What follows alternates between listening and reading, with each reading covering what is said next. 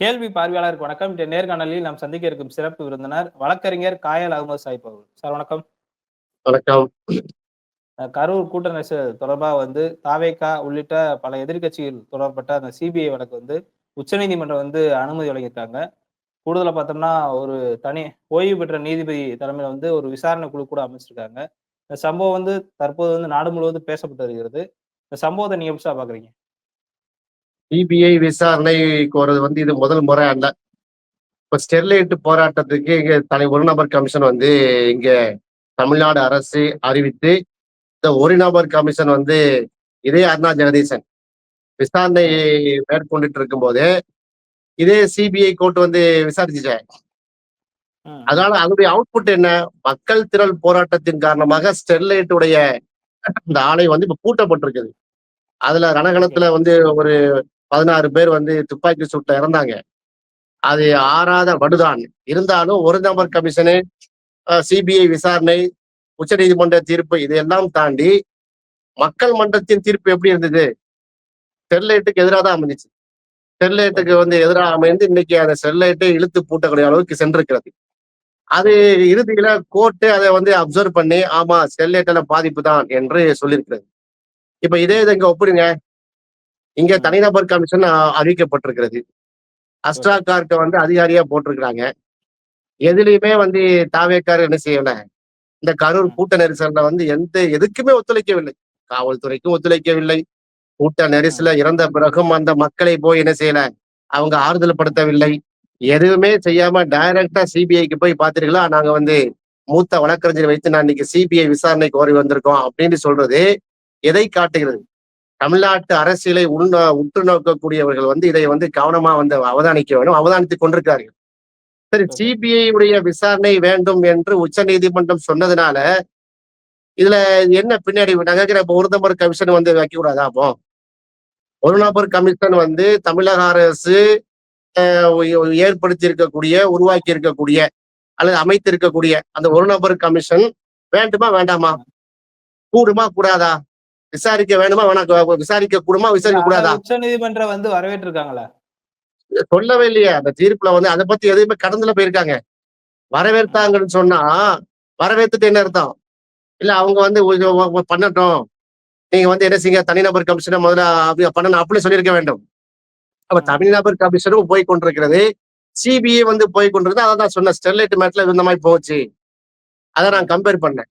அதனால இது யாருக்கு வெற்றி யாருக்கு தோல்வின்லாம் அப்படிலாம் நம்ம பேச முடியாது. இது தமிழக மக்களுக்கு வெற்றியாது, இது தாவேக்காவுக்கு வெற்றியா, வேற யாருக்கு தோல்வியா, திமுகவுக்கு அரசுக்கு தோல்வியா? ஒண்ணும் கிடையாது. 41 உயிர் திரும்பி வருமாங்க? அதான் கேள்வி. 47 போன உயிர் திரும்பி வருமா? தாவேக்கா பொறுப்பா நடந்துகிட்டாங்களா? விஜய் கட்சியினரும் விஜயும் பொறுப்பா நடக்கவில்லை. பாதிக்கப்பட்ட மக்கள் போய் நிக்கவில்லை. 15 நாள் ஊமையா தான் இருக்கிறாங்க. 16 நாள் கழிச்சு நாங்க பேசுவோம்னு சொல்லி ஏதோ பேஸ்புக்லயும் வாட்ஸ்அப்லயும் செய்தி ஊடகங்கள்லயும் ஜம்பம் அடிக்கிறார்களே தவிர உருப்படியாக என்ன சொல்ல நிக்கல. அவங்களுக்கு அரசியல் தெரியலங்க. இதான் ஒன்று பார்த்தா சொல்ல போனா, நீங்க சிபிஐ விசாரணை வரட்டும், சர்வதேச நீதிமன்றத்துக்கு போவோமே, ஐசிஜேக்கே போவோம், இன்டர்நேஷனல் கோர்ட் ஆஃப் ஜஸ்டிஸுக்கே போய் நீங்க ஒரு தீர்ப்பு வாங்கிட்டு வந்தாலும் கரூர் லோக்கல் மக்கள் உங்களை காரி துப்புவாங்க. நீங்க நிக்கல, பாதிக்கப்பட்ட மக்களும் நிக்கல, நீங்க ஓனர்ஷிப் எடுக்கல. இது எல்லாமே அதுல இருக்கிறது. இல்ல இருந்தாலும் இந்த ஒரு சம்பவம் திமுகவுக்கு ஒரு கொட்டு வச்ச செய்தி தானே சொல்லி பேசப்படுது தற்போது. யாரு பேசுறா? இப்ப பேசுறதுலாம் யாருன்னு பார்த்தா பாஜக காரங்க பேசுறாங்க. அவங்களுடைய ஐடி இவங்க தான் பரப்பிட்டு இருக்கிறாங்க. இப்ப நான் இப்படி சிந்திக்கிட்டா, இப்ப நீங்க கேக்குறீங்கல்ல, திமுகவுக்கு மிகப்பெரிய கொட்டு வைத்ததாக சொல்றாங்கல்ல. அப்ப திமுகவுக்கு கொட்டு வைக்கிற அளவுக்கு தாவேக்கா பலம் பொருந்திய கட்சியாண்டா கிடையாது. அப்ப பின்னாடி யாரு வேலை செஞ்சிருக்கிறா? சிபிஐ யார் கையில இருக்கு? உச்ச நீதிமன்ற உச்சக்குடிப்பு யாரு கையில இருக்கிறது? எல்லாம் பாஜக கையில இருக்குது. அப்படி நான் சொல்லல, உச்ச நீதிமன்ற நீதிபதியில சொன்னாங்களா இல்லையா? பொலிட்டியம் எங்களுக்கு ஒதுக்கக்கூடிய நீதி வழக்குகள்லயே முறைகேடு இருக்கிறது, நாங்க சுயமா செயல்பட முடியவில்லை அந்த மோடி சர்க்கார் வந்த பிறகு என்று அப்பட்டமாக நீதித்துறையை சேர்ந்த 6 நீதிபதிகள் வெளியில சொன்னாங்களா இல்லையா? அப்ப நீதிமன்றம், உச்ச நீதிமன்றம் யாரு கையில இருக்கிறது? பாஜக கையில் இருக்கிறது. சிபிஐ யாருடைய கைப்பாவியா செயல்பட்டு கொண்டிருக்கிறது? பாஜகவுடைய கைப்பாவியா செயல்பட்டு கொண்டிருக்கிறது. தன்னுடைய எதிர்கட்சிகளை அடக்குவதற்காக பயன்படுத்தி கொண்டிருக்கு அப்படின்னு நான் சொல்லல. விஜய் சொன்னாரா இல்லையா? சென்னையில ம். ஒரு ஒரு ஒரு ஒரு ஆர்ப்பாட்டம் வைத்தார்கள். அதுல அஜித் அவர் சொன்னார், குமாருக்கு நீதி விஜய் கேட்டு சொன்னார். ஆர்ப்பாட்டம். என்ன கேட்டு? அஜித் குமாருக்கு நீதி கேட்டு நடந்த ஆர்ப்பாட்டத்துல பேசினாரு. அஜித்குமாருக்கு லாக்அப் மரணம். ம், லாக்அப் ம், மரணத்த நீதி கேட்டு பண்ணும்போது தான் கடுமையா சொன்னாரு. சிபிஐ யார் கண்ட்ரோல்ல இருக்கு? பாசிச பாஜக கண்ட்ரோல்ல இருக்கு. சிபிஐ ம், விசாரிச்சா என்ன வரப்போகுது? ஒண்ணுமே வராது. ஏன்னா சிபிஐக்கும் திமுகவுக்கும் அண்டர் கவுண்ட் டீலிங் இருக்குன்னு சொன்னாரு. இப்ப ம், யாருக்கும் டீலிங் இருக்கு? ம். பாஜகவுக்கும் திமுகவுக்கும் அண்டர் கவுண்ட் டீலிங் இருக்குன்னு சொன்ன அதே வாய் தான் இப்ப சிபிஐ விசாரணை கேக்குது.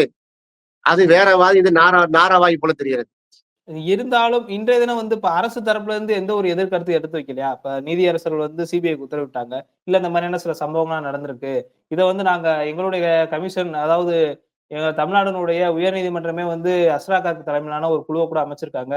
நாங்க மாநில அரசு சம்பந்தமா கூட ஓய்வு பெற்ற நீதியரசர வச்சு ஒரு குழு அமைச்சிருக்கோம்னு கூட எந்த ஒரு வாதமும் எடுத்து வைக்கலையா? இதே போது சட்ட முரண். அதாவது ஒரு சிபிஐ விசாரணை கோருவது என்பது மாநில சுயாட்சி கீழ வரக்கூடிய விஷயங்க. ஒரு மாநிலத்துக்குள்ள சிபிஐ கொண்டு போடுறது சாதாரண விஷயம் கிடையாது.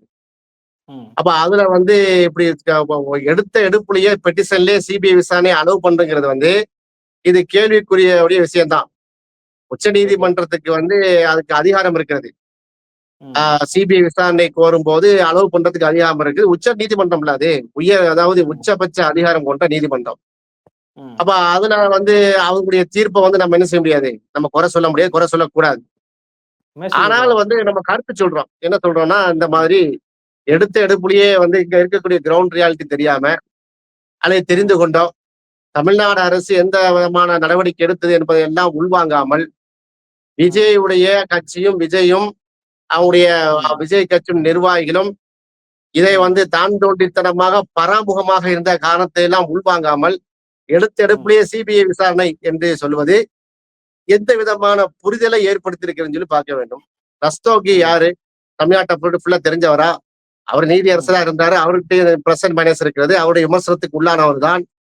அவர் ம், பாஜகவுடைய பின்புலத்தில் இருந்தாங்கன்னா கடந்த முறை விமர்சனம் பண்ணப்பட்டவர் தான். அவருடைய ம், தீர்ப்புகள்ல.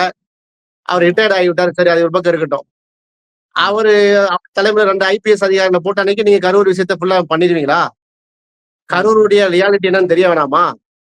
அப்ப இங்க ம், இருக்கக்கூடிய மண்ணின் மைந்தரா இருக்கக்கூடிய தமிழ்நாடு அரசுக்கும், தமிழ்நாடு காவல்துறைக்கும், புலனாய்வு முகமைக்கும் தான், விசாரணை ம். அதிகாரிகளுக்கு தான் கரூருடைய ரியாலிட்டி தெரியும். என்ன நடந்துச்சுங்கிறது தெரியும். ஓகே. வரட்டுமே, சிபிஐ விசாரணைக்கிட்டும். அதுல என்ன இருக்கு? ம், சிபிஐ விசாரிச்சு அறிக்கை தாக்கல் பண்ணிட்டோமா, அதெல்லாம் இருக்கட்டும். முதல்ல இவங்க போகவே இல்லையேங்க. இவங்க மேல வழக்குல என்ன செய்யறது? கைது ஆகிட்டே இருக்காங்களே. ம், கரூருடைய தாவேகாவுடைய மாவட்ட செயலர் நேத்து கைதாயிருக்கிறார். இப்ப இந்த ம், வழக்குகள்லாம் என்ன செய்யறது? ம், சரி, அவங்க பெட்டிஷன் போட்ட 3 பேர் இருக்காங்கல்ல.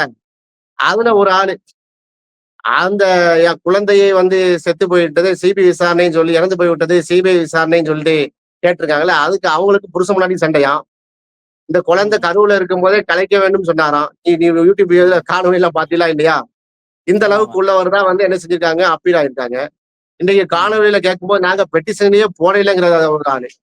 இந்த 3 பேர்ல ம். ஒரு ஆளு சொல்றாரு, நான் பெட்டிஷனே போடலைங்கிறாரு இல்ல அது உச்சநீதிமன்றத்துல. சம்பந்தப்பட்ட விசாரணை தொடரும்னு சொல்லியிருக்காங்க. அதான், நான் பெட்டிஷனே போடாம கள்ள கையெழுத்து போட்டாங்களா அப்போ? அப்ப ம். இவ்வளவு குறைபாடு இருக்கக்கூடிய அந்த மேட்டர்ல ஒரு அபிடவிட்ல நாங்களே தாக்கல் பண்ணவில்லை என்று சம்பந்தப்பட்ட அபிடவிட் பண்ண அந்த சைன் பண்ண பிளைண்டிஃபை சொல்லும்போது, அப்ப ம். அவரு எப்படி இந்த கோர்ட்ல கேஸ் சிபிஐ விசாரணை கொடுத்தாங்க முதல் அமர்வுல? இப்ப இந்த ம். கேள்விலாம் இருக்கா இல்லையா? பார்க்கலாம் அங்க நடக்குதுன்னு. Okay sir. இந்த சிபிஐ விசாரணை வைத்து விஜய்க்கு வந்து இந்த சம்பவம் வந்து எப்படி ஒரு கம்பேக்கா இருக்குமா? இல்ல மீண்டும் வந்து விசாரணைக்குள்ள சர்ச்சைக்குள்ள சிக்குவாருன்றத நீங்க எப்படி சார் பார்க்குறீங்க? அது சிபிஐ அதிகாரிகள் வர்ற மாதிரி ஒரு வீடியோ ஷூட்டு, அதை விசாரிக்கிற மாதிரி ஒரு ஒரு ட்ரோன் காட்சிகள், அப்புறம் ஒரு ஆஜர் மாதிரி பேக்ரவுண்ட் மியூசிக் கூட கடைசியில ஜனநாயகம் படத்தை கிளைமேக்ஸ் அப்படி முடிப்பாங்கன்னு நினைக்கிறேன். ஏன்னா அங்க ஷூட்டிங் எடுத்து முடிச்சாச்சு. ம். எங்க திருச்சியில ஷூட்டிங் முடிந்து விட்டது. ம். நாகப்பட்டினத்துல ஷூட்டிங் முடிந்து விட்டது. கரூர் ஷூட்டிங் ம். இவர் எதிர்பாராம கூட்ட நெரிசலாகி விட்டது. அல்லது ம். கரூர் கூட்டத்துல இந்த மாதிரி நெரிசலாகி மக்கள் சாக வேண்டும்ங்கிற கிளைமாக்ஸ் இருக்கிறமோ தெரியல ஜனநாயக படத்துல. அது ஷூட்டிங் ம். முடிந்து விட்டது. எக்கச்சக்கமான ட்ரோன் ம். கேமரா முடிந்து விட்டது. இப்ப சிபிஐ விசாரணையுடைய ஷூட்டிங் நடக்குதோ என்னமோ தெரியவில்லை. என்னத்த ம். சொல்றது? வாயில அசிங்க அசிங்கமா வந்துரும். இல்ல நான் ஒட்டுமொத்தமா எத்தனையோ நீங்க சொல்றத பாத்து பார்த்தோம்னா, ஜனநாயகன் படத்தினுடைய காட்சி மாரியே சொல்றீங்க. இல்ல இந்த கோர்ட்ல நடந்த சம்பவத்த கூட அப்படியே சொல்ல வர்றீங்க போலயே! ஆமா, அப்படிதான் வருது. ஜனநாயக படப்பிடிப்பு நடந்து கொண்டு இருக்கிறது. தமிழ்நாடு மக்கள் முட்டாளாகி கொண்டு இருக்காங்க. அதான் நடக்குது. அரசியல் ஓகே. கட்சிகள்ல பிளஸ் அண்ட் மைனஸ் இருக்கு. ஒவ்வொரு அரசியல் கட்சிகள் இருக்குது. விமர்சனங்களுக்கு உள்ளானதுதான். எந்த அரசியல் கட்சி ஓகே. எடுத்துக்கோ தமிழ்நாட்டுல. ஆனா இது ம். போன்ற ஒரு தற்குறித்தனமான ஸ்டேட்மெண்ட்ல நீங்க எங்கேயோ பார்த்திருக்கீங்களா? ஒரு விரல் புரட்சியாங்கலாம். ஒரு ம். விரல் புரட்சி. சிரிக்கிற மைக்கு நீட்டினா கிறுக்குற மாதிரி ஆக்ட் பண்ணலாம் இல்லையா? பைத்தியம் மெண்டல் மாதிரி ஆட்களை உருவாக்கி வச்சிருக்காங்க. சைக்கோமா இருக்கானுங்க. ம். ஏப்பா விஜய் வந்து அரசியலுக்கு நடத்த விட்டோம். நான் தான் ஓகே. வாழ்த்தே சொல்றேன். வாங்க நல்ல சிறப்பு அரசியல் பண்ணுங்க. திமுக விமர்சனம் பண்ணுங்க. ம். திமுக விமர்சனம் பண்ணுங்கள். ஆட்சி விமர்சனம் பண்ணுங்கள். அரசியலா நீங்க உருவாகிருக்கீங்களா? இல்லையே. எடுத்த ம். எடுப்புல விஜய் வந்த உடனே ஏறுற இடம் டிரான்ஸ்பார்மர். பக்கத்துல நிக்கிற மரம், ம். பில்டிங், அதாவது ம். வந்து மின்சார கம்பி. இது என்ன எந்த வகையான ஒரு இது எந்த விதமான மக்கள்னு நான் கேட்கிறேன். எந்த கருத்திலும் இல்ல, எந்த கொள்கையும் கிடையாது. Okay sir. எந்த அந்த பசங்களை எப்படி உருவாக்கி இருக்காரு விஜய். ம். அப்ப கருத்திலும் இல்ல, கொள்கையும் இல்ல, அரசியலும் தெரியல. இப்படி ஒரு தற்குறி கூட்டத்தை உருவாக்குறது யாரும் விரும்ப மாட்டாங்க. தமிழ்நாட்டு மண்ணு இது விரும்பாதுங்க. இது நார்த் இந்தியா மாதிரி குளிச்சுன்னு துப்பிட்டா ம். ஏன்னு இந்த சினிமாக்காரன் பின்னாடி போறதுல இது சரி வராது. ம். ம். இது வந்து எம்ஜிஆரையும் சிவாஜி கணேசனையும் பார்த்த பூமி இது. நான் ஒரு ம். கம்பேர் கூட பண்ண முடியும். ம். எம்ஜிஆரை விட மிகப்பெரிய நடிப்புல வந்து நடிகர் திலகம்னு வாங்கினவர் யாருன்னா சிவாஜி கணேசன். கட்சி ம். ஆரம்பிச்சாரு. சோபிக்க முடிஞ்சா இல்ல. அதே மாதிரி எம்ஜிஆர் வந்து புரட்சி தலைவர்னு பெயர் எடுத்தாரு. அவ்வளோ அரசியல்ல வந்து பொழைச்சின காரணம் என்னன்னா எம்ஜிஆருடைய ஸ்கிரீன் பிளேயும் அந்த பொது வாழ்வும் அந்த மாதிரி ஈக்குவலா இருந்தது. சாப்பாடு ம். பொருள் மக்களோட மக்கள் நிக்கிறது அதுதான் நடிச்சு காட்டினாரு. ஆனா விஜய் அப்படி இருக்காரா? ம். இல்ல. ம். அதனால வந்து இது என்ன பாத்தீங்கன்னா ஜனநாயக படப்பிடிப்பு தான் இதுதான் மக்கள் வெளியே சொல்ல ஆரம்பிச்சிட்டாங்க. ஜனநாயகம் ம். படத்தை பார்க்கும்போது வெட்ட வெளிச்சமா இது வரும். Okay sir. சிபிஐ விசாரணை குறித்து பல்வேறு கருத்துக்களை வந்து வழங்கியிருக்கீங்க. இந்த நேரத்துல வந்து நம்மளோட கேள்வி பார்வையாளருக்காக உங்களோட நேரத்தை வழங்கியதுக்கு நன்றி சார். நன்றி.